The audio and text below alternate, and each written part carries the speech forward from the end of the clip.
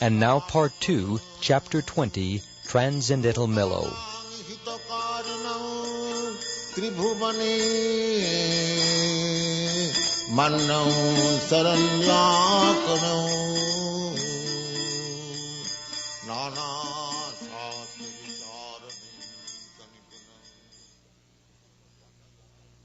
In this second division of Bhakti Rasamrita Sindhu, the author offers his respectful obeisances unto Sanatan.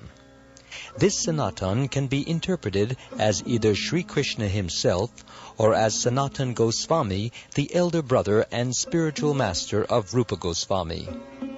In the case where Sanatan is accepted to mean Sri Krishna, the obeisances are offered to Krishna because he is naturally so beautiful and because he is the killer of the demon Agha. If it is interpreted to mean Sanatan Goswami, then it is because he is so greatly favored by Rupa Goswami, being always served by him, and because he is the annihilator of all kinds of sinful activities.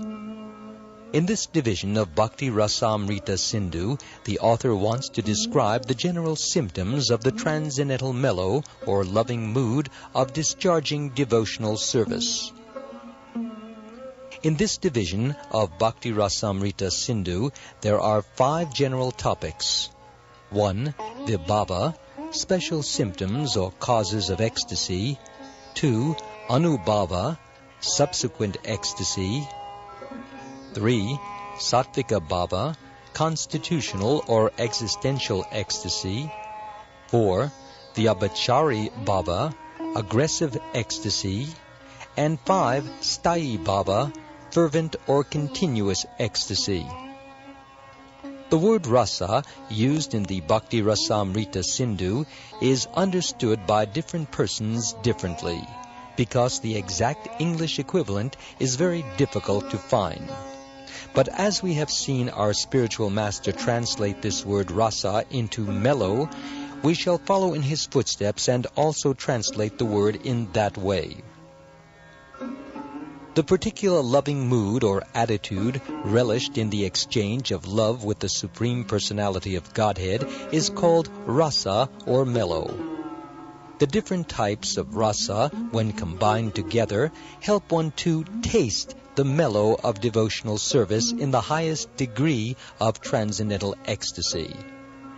Such a position, although entirely transcendental to our experience, will be explained in this section as far as possible, following in the footsteps of Srila Rupa Goswami.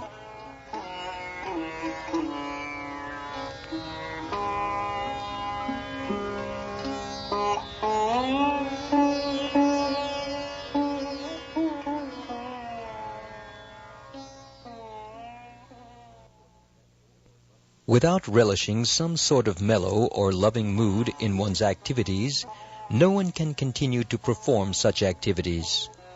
Similarly, in the transcendental life of Krishna consciousness and devotional service, there must be some mellow or specific taste from the service.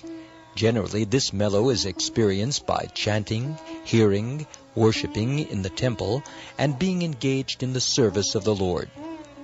So when a person feels transcendental bliss, that is called relishing the mellow. To be more clear, we may understand that the various feelings of happiness derived from discharging devotional service may be termed the mellows of devotional service. This relishing of transcendental mellow in discharging devotional service cannot be experienced by all classes of men, because this sweet loving mood is developed only from one's previous life's activities or by the association of unalloyed devotees. As explained above, association with pure devotees is the beginning of faith in devotional service. Only by developing such faith in the association of a pure devotee, or by having in one's previous life executed devotional activities, can one actually relish the mellow of devotional service. In other words, this transcendental bliss is not to be enjoyed by any common man unless he is so extraordinarily fortunate as to be in association with devotees or to be continuing his previous birth's devotional activities.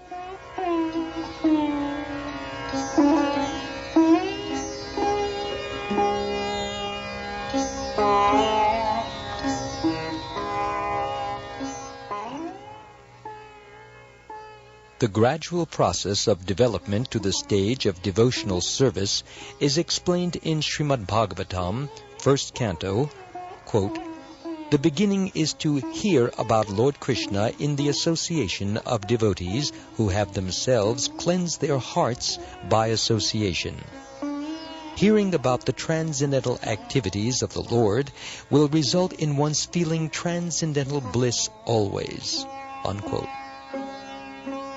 It is also explained in Bhagavad Gita that for one who has actually come to the spiritual platform, the first symptom visible will be that he is always joyful.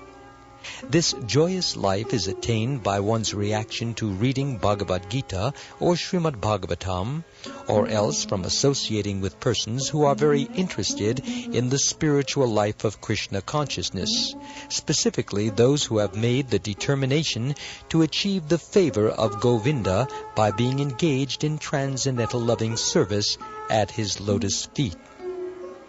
Being encouraged by such a feeling, one who is constantly engaged in discharging the regulative principles of devotional service in such a way as to please the Supreme Personality of Godhead, develops two principles of compelling force, which come under the heading of vibhava. Thus one enjoys transcendental bliss. There are several origins or causes for this compulsive love for Krishna, such as Krishna himself, the devotees of Krishna, and Krishna's playing on the flute. The effect is sometimes loving and sometimes stunted. There are 8 transcendental symptoms found in the body during ecstasy, and all of them are possible only by a mixture of the above-mentioned 5 ecstatic divisions. Without some mixture of these 5 ecstatic principles, one cannot relish transcendental bliss. The cause or basis for relishing transcendental mellow is exactly what we mean by vibhava. This vibhava is divided into 2, namely basic and impelling, or impetus-giving.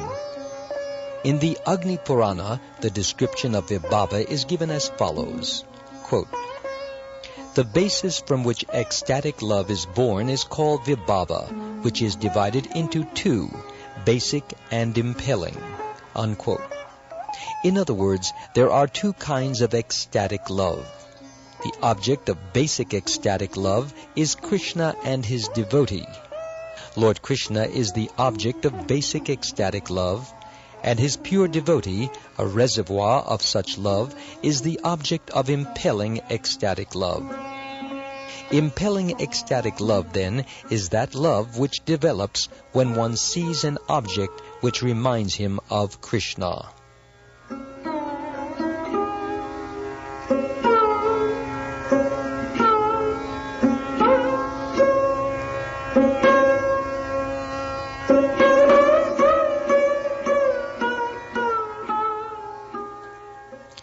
Lord Krishna, who is the possessor of inconceivable potencies and qualities of transcendental knowledge and bliss, is the basic cause of ecstatic love.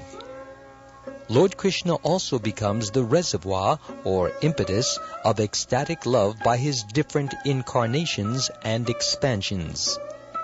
In Srimad Bhagavatam, there is a statement in connection with the Brahma Vimohana Lila, which demonstrates something of this impelling or impetus-giving feature of ecstatic love.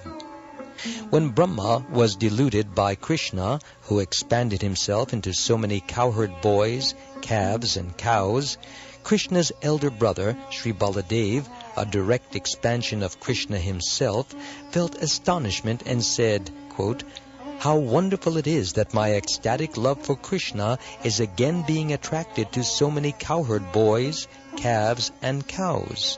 Unquote. He was struck with wonder by thinking in this way.